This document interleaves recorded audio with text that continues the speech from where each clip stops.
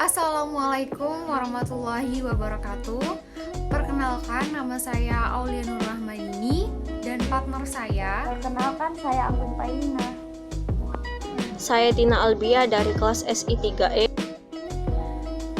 Jadi di sini kita akan mempresentasikan kolaborasi antar perusahaan dengan pemanfaatan teknologi informasi dan pengaruh stakeholder dalam pengembangan teknologi informasi.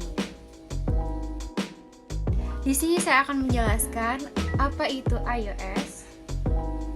iOS atau Interorganizational System merupakan suatu kombinasi perusahaan-perusahaan yang terkait sehingga mereka berfungsi sebagai satu sistem tunggal yang bekerja sama untuk tujuan bersama, dan para mitra bisnis ikut dalam iOS dengan harapan memperoleh manfaat tertentu. Secara garis besar, ada 3 sistem berdasarkan topologi infrastruktur yang ditawarkan bagi perusahaan-perusahaan yang berniat mengimplementasikan iOS. Yang pertama, itu ada intranet, jaringan internal perusahaan yang menghubungkan antara kantor pusat dengan kantor-kantor cabang yang terpisah secara geografis, maksudnya lokal maupun internasional. Yang kedua, internet. Jaringan komputer publik yang berpotensi sebagai penghubung perusahaan dengan pelanggan atau calon pelanggan. Dan yang terakhir ada extranet. Extranet yaitu jaringan yang dibangun sebagai alat komunikasi antar perusahaan dengan rekan bisnisnya, seperti supplier, distributor, dan lain sebagainya. Ada beberapa alasan mengapa perusahaan harus melakukan iOS. Yang pertama itu ada new product, dan yang kedua adalah new service. Di samping produk-produk yang bersifat fisik, pelayanan-pelayanan baru juga dimungkinkan ditawarkan oleh 2 atau lebih perusahaan yang saling bekerja sama.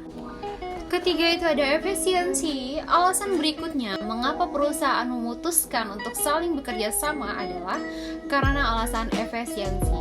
Maksudnya terlaksananya proses yang lebih murah dan lebih cepat. Jadi sangat banyak keuntungan ketika perusahaan itu melakukan suatu sistem menggunakan iOS.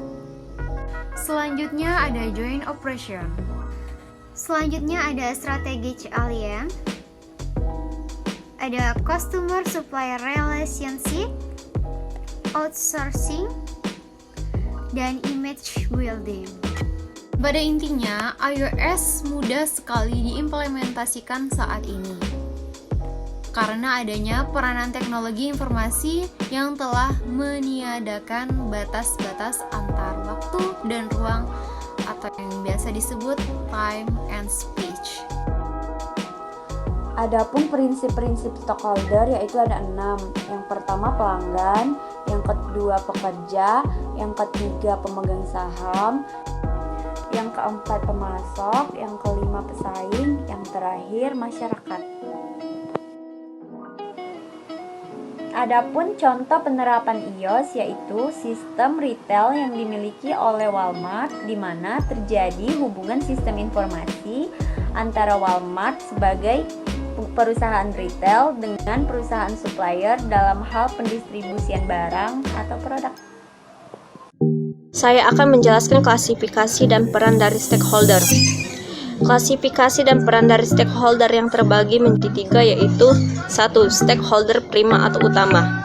Stakeholder prima atau utama ini merupakan stakeholder yang dalam menjalankan perannya langsung dan erat hubungannya dengan pengambilan kebijakan. Contoh, tokoh masyarakat dan manajer publik. Masyarakat dan tokoh masyarakat adalah mereka yang akan terkena dampak dan mendapatkan manfaat dari suatu kebijakan, proyek, dan program. Sedangkan tokoh masyarakat adalah anggota masyarakat yang dianggap dapat aspirasi masyarakat. Sedangkan manajer publik yaitu lembaga publik yang punya tanggung jawab dalam pengambilan keputusan dan implementasinya. 2. Stakeholder sekunder atau pendukung. Stakeholder sekunder atau pendukung merupakan semua elemen atau pihak yang nantinya berhubungan langsung dengan kebijakan, proyek atau program yang ada. Beberapa contoh stakeholder sekunder yaitu 1. Lembaga pemerintah dalam wilayah tertentu namun tidak punya tanggung jawab langsung. 2. Lembaga pemerintah yang berhubungan dengan permasalahan namun tidak punya wewenang langsung dalam mengambil keputusan. 3. Lembaga swadaya masyarakat atau LSM, setempat yang bergerak di bidang yang berhubungan dengan dampak, rencana, atau manfaat yang akan muncul. 3. Stakeholder kunci. Stakeholder kunci merupakan salah satu bagian yang sangat eksklusif yang didasarkan pada tingkatnya serta memiliki hak dalam pengambilan keputusan serta kebijakan. Sebagai contoh, stakeholder kunci suatu proyek di daerah kabupaten. 1. Pemerintah kabupaten. 2. DPR kabupaten. 3. Dinas yang membawahi langsung proyek yang bersangkutan. Demikian presentasi yang dapat kami sampaikan. Kurang lebihnya kami mohon maaf yang sebesar-besarnya. Wassalamualaikum warahmatullahi wabarakatuh.